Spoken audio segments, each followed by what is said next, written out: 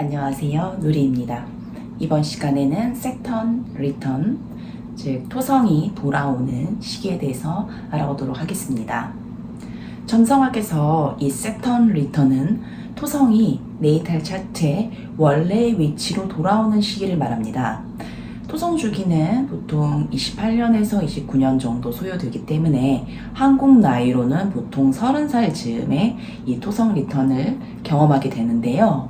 두 번째 세턴 리턴은 만 58세에서 59세 사이에 오게 되고요. 만약 장수한다면은 만으로 88살에서 89살 사이에 세 번째 토성 리턴을 맞이하게 됩니다. 참고로 내 행성은 태양에서 거리가 가깝기 때문에 그 주기는 길어봤자 약 2년 정도이지만 목성은 12년이고 토성, 그러니까 태양에서 멀어질수록 공전 주기가 길어지게 됩니다. 점성학에서 토성이 상징하는 의미는 바로 물질 세계의 한계인데요. 우리는 이 세상을 살아가면서 유한한 시간과 공간, 자원의 제약을 경험하게 됩니다. 우리가 투여할 수 있는 에너지도 어느 정도는 한계가 있기 마련이죠. 그렇기 때문에 이 토성이 오는 트랜짓 시기에는 공통적으로 나의 한계와 내가 가진 조건의 제약을 직면하게 됩니다. 그리고 더 이상 도움이 되지 않는 것들을 가지치기 하고 현실적으로 효용적인 것을 분별하는 작업이 이어지게 되죠. 그 과정에서 이제 따라오는 어떤 좌절감, 그리고 희망이 없는 것 같은 느낌, 또 외로움이 느껴질 수도 있고요. 주변 사람들이랑 자기를 비교했을 때 내가 굉장히 초라하게 느껴지기도 합니다. 한마디로 현실에 굉장히 찌들게 되는 시기죠. 사실 우리가 법적으로 성인이 되는 나이는 만 19살이거든요. 하지만 이때는 여전히 심리적으로 아직 청소년 시기에 가깝습니다. 왜냐하면 이때는 10대만 해도 우리는 앞으로 무엇이든 될 것 같은 그런 부푼 희망을 가지고 있었고, 또 20대 때는 좌충우돌하면서 여러 시행착오를 경험하게 되죠. 이때는 어리기 때문에 관계나 진로나 어떤 일에서 실수하고 방황해도 용서가 되는 나이라고 보통은 생각을 합니다.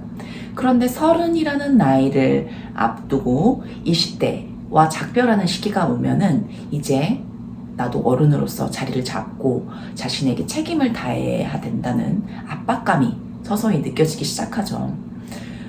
예를 들면은 30 전에는 제대로 된 직장을 잡아야 된다. 30 전에는 결혼을 해야 된다. 라던가 새로운 걸 시작하기에 30은 좀 늦은 나이야. 새로운 걸 배우기에는 좀 늦었지. 이런 말들을 주로 하잖아요. 그러니까 30이라는 나이와 관련된 압박은 사실 어느 사회에나 있는 보편적인 현상인 것 같아요. 어쨌든 우리가 심리적으로 어른이 되는 시기, 이른바 철이 드는 나이는 바로 30살쯤 토성 리턴 때입니다. 이 세턴 리턴은 지난 29년간의 나의 인생 주기를 돌아보고 엄격하게 평가하는 때입니다. 지금 내가 있는 직장, 직업이 만족스러운지, 인생 방향이 내가 원하는 대로 흘러가고 있는지, 또 내가 진정으로 하고 싶은 것을 하기에 너무 늦은 것은 아닌가 등등의 현실 점검을 하게 됩니다. 안정적인 구조를 다지고 성취해야 된다는 압박은 세턴 리턴 기간 동안 증폭됩니다. 네이탈 토성의 하우스 위치와 어스펙트가 다시 강조되기 때문에 그 네이탈 토성 주제가 어느 때보다도 더 강렬하고 버겁게 느껴질 수도 있습니다. 세턴 리턴을 통해서 우리는 각자에게 주어진 토성의 시험, 테스트를 받아들이고 그것을 마스터함으로써 성인으로 들어서는 통과 의례를 완수할 수 있습니다. 예를 들어서 7하우스에 토성이 있는 분이라면은 토성 리턴을 맞이하기 전까지 20대 중후반에 관계와 관련된 여러 시행착오, 또 고난 등을 경험할 수가 있어요. 만약 20대에 관계 경험을 하면서 숙고하고 반성하는 시간을 거쳤다면은 토성 리턴 시기에는 좀 더 성숙하고 진지한 관계를 맺을 준비가 될 겁니다. 사실 토성 트랜짓은 항상 부정적인 것만은 아니에요. 뿌린 대로 거두리라 라는 말처럼 자신이 한 장기적인 행동과 노력에 대한 결과와 보상을 돌려주는 시간이기도 합니다. 그런데 그동안 뿌린 노력이 없다면 돌아오는 것은 당연히 불만족과 실망감 뿐이겠죠. 저의 경우를 예를 들자면 제 네이탈 토성은 정갈자리이고 MC에 거의 0도 5로 컨정션 되어 있고요. 또 7하우스에 있는 달 금성과는 스퀘어를 맺고 있습니다. 토선 리턴 당시 저는 심리상담 대학원을 졸업하고 5년째 아동 청소년 상담 일을 하고 있었습니다. 동시에 인도 고전 무용인 까탁 댄스를 4년가량 진지하게 배우고 있었는데요. 대학교 때는 심리상담학의 치유적인 면에 굉장히 매력을 느끼고 공부를 시작했지만 막상 필드에서 일을 하다 보니까 다른 사람들의 어떤 정서적인 부분 또 그들의 심리적인 고통을 이해해주면서 상담하고 치유해준다는 게 굉장한 무거운 책임으로 느껴지더라고요. 또 제 MC에 토성이 있다 보니까 직업에 대한 책임이 좀 막중하게 느껴지는 편이라 할 수 있거든요. 사실 제 적성과 성향은 심리상담가보다는 아티스트에 가까웠어요. 그런데 제가 무용을 전공한 것도 아니고 어릴 때부터 무용을 배운 것도 아니고 이미 상담대학원에 입학하고 또 졸업할 때까지의 비용 그리고 인턴십 비용 또 자격증 취득에도 굉장히 비용이 많이 들거든요. 비용뿐만 아니라 시간도 수년간이 걸리고요. 그래서 제 적성이 심리상담과 맞지 않는다는 것을 인정하는 것이 굉장히 두렵게 느껴졌어요.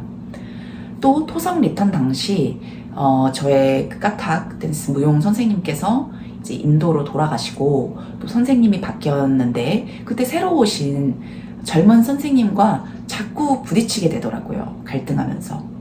아마 토성이 상징하는 권위의 충돌이 이때 이슈화 됐던 것 같아요. 물론 나중에는 그 선생님을 찾아가서 제가 진심으로 사과를 드리고 또 다시 관계를 회복하긴 했지만요.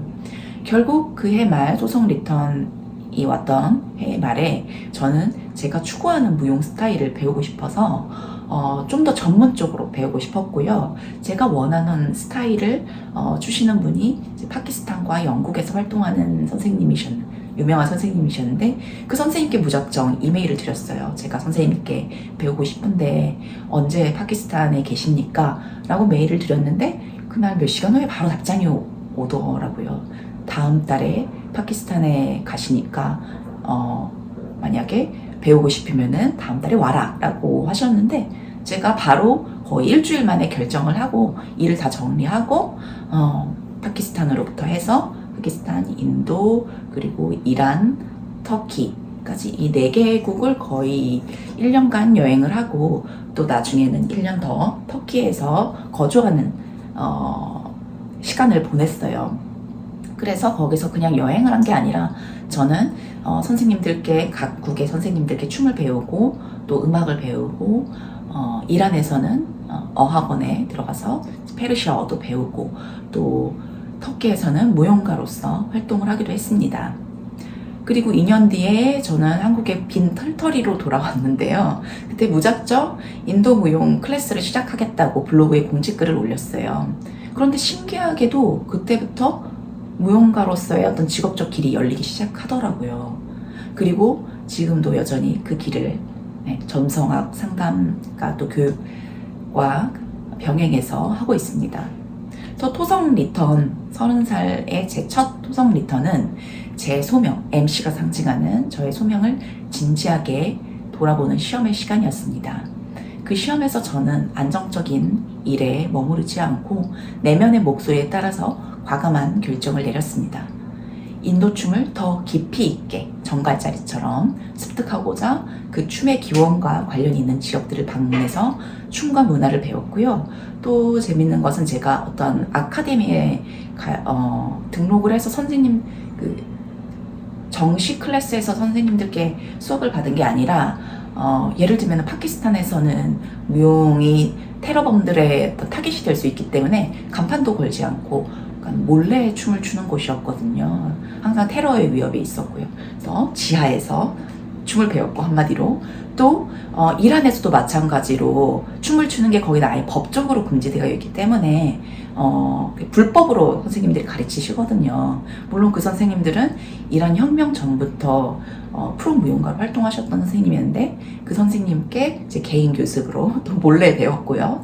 또 터키에서는 제가 그 터키의 명상 무용인 수피 댄스를 세마를 배웠는데 그것도 사실 아무에게나 가르쳐주지 않는 명상 춤인데 그 코냐라고 하는 메블라나 루미의 영묘가 있는 그곳에서 명상가들을 양성하는 선생님께 제가 찾아갔는데 제가 첫 여제자로서 또 외국인으로서 명상춤을 배울 수 있는 기회가 열리기도 했습니다.